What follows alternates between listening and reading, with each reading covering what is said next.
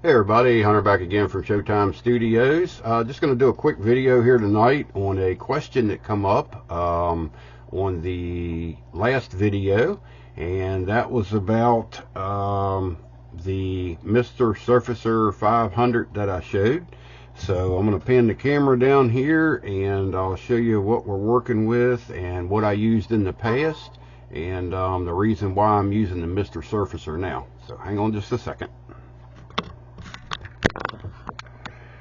Get everything focused in here.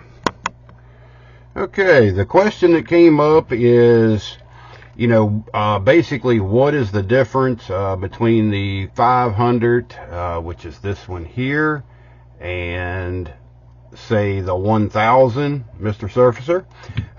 What the difference in those is how thick they are. The 500 is going to be your thickest. Next up is going to be the 1000, and then you have the 1200, and I think they make a 1500 too. But this 1200 is pretty thin. I mean, this is almost like a regular primer, and if it was a little bit too thick for the certain needle nozzle that you were using in the airbrush, you could thin this a little bit. But in the past, I was using this product here, which is the Surface Primer from Tamiya. And this came in white and gray. And I used this a lot in the past, and I was never 100% happy with this product. I use a lot of their products, and I swear by them. But this one here, it seemed like when I would put this on and go to sand it, it just never really came out the way I wanted it to. So, I chose other methods to, get around the problem I was having at the time, with a void or something in the bodywork. And I kind of stopped using this and just left it up here on the shelf. Well, going to the shows and everything, the military modelers, and I know the aircraft modelers, they use a lot of this Mr. Surfacer. If you go on to some of the, military forums and stuff like that for modeling, you'll hear this name a lot. So I said, I'll give it a shot. So I got on Amazon and I found all three of these, and I ordered them in. And for the 3D printed stuff that I'm doing, this Mr. Surfacer 500 is great. I mean, it fills in nice, it dries fast, and it sands very well. So just to give you an idea on how I use this stuff, we'll use my cab I got here that we're going to be doing some more videos on, since everybody was interested in what I'm going to be doing with that project. So I'm going to shake this up, and like I say, this is the Mr. Surfacer 500. This is the thickest one out of all of them, and this works real well for if you have a seam like we have across the top of this cab.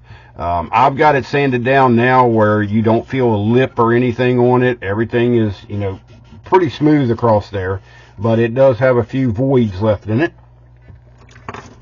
So all we're going to do with this is, I would recommend have a small bottle of lacquer thinner. This is, what is this? This is 1156 enamel brush cleaner. But there is lacquer thinner in here. I just used the bottle. So have a little bit of that on hand. Use an old brush. Don't use anything, special or a nice brush to do this. And basically, I just use the cap, what's here in the cap, and get a little bit out. Come into where your seam line is. And I mean, it is as simple as pretty much brushing this across the seam line, all the way from side to side. Don't put it on real heavy, but you don't have to brush this out like paint either. You can leave a little bit of a thickness on it and you'll be fine, because like I say, it does dry fast and it will sand very easy. So we're going to run this down all the way down the side. And you can already, well, I don't know if you'd be able to see it on camera, but it's already starting to dry right through here. I mean, like I say, this stuff, it dries amazingly fast.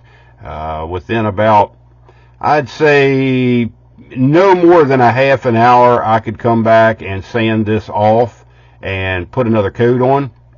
Now, the one thing that I have found out on this product is once you see this product go dull, where you can tell it's not, wet and have a shine to it, you can go ahead and just go directly back over top of it with another layer. You don't have to sand this in between. And what I mean by that is, like, if you have a seam like we have here and this dries, if you can still see the seam line as far as a void going down, just go ahead, let it dry out a little bit, and just come back across it with a second coat, or just put enough on, right where your voids are. Just do a second coat on those. You don't have to do it all the way across if you don't need it. Now, I do have some voids in this seam, so I'm going all the way across it. But that is, about as easy as you can get for a filler. A lot of guys will mix up styrene, like old sprue, and they'll mix it up in glue. I've done that in the past, and I personally do not like the outcome of it. To me, it just makes a big globby mess. But a lot of guys out there do it that way, and it works for them, and that's cool. But it's just not my thing. It's not something that I'm going to tell you guys that I do, because I don't. I don't like it, and it's just not it just doesn't work on my models, put it that way. But other than that, I mean, that's about all there is to it. Now, I just rinsed that brush out in the lacquer thinner, and I'm over here wiping it off on the paper towel right now, and brush is all cleaned up, ready to go. And I kind of keep this brush around just for the surfacer. It's here in the front of my carousel. So other than that, guys, that's about it. I mean, like I say, this product is great. And this is the 500 that we just brushed on. Now, if you have just very little spots left once you sand this down, you could go to the 1000, and you could either brush that on or you could spray it on. Now, the one thing you want to be careful with the spraying through an airbrush is, remember, this stuff it does build up, and it will, eliminate a lot of your details. Like this cab has rivets on it. Here on the roof, it had a bunch of rivets, but since I have a seam going all the way across, I got rid of those, and we will be we'll be simulating the rivets back on here, and we'll do that on video. I'll show you how to do that. And but all the rivets and stuff around the rest of the cab, around the doors, around the nose of it here, in between the, at the windshield post, all those rivets are still there. So just be careful if you're using this product in an area that has raised detail, because it will kind of, just kill the detail.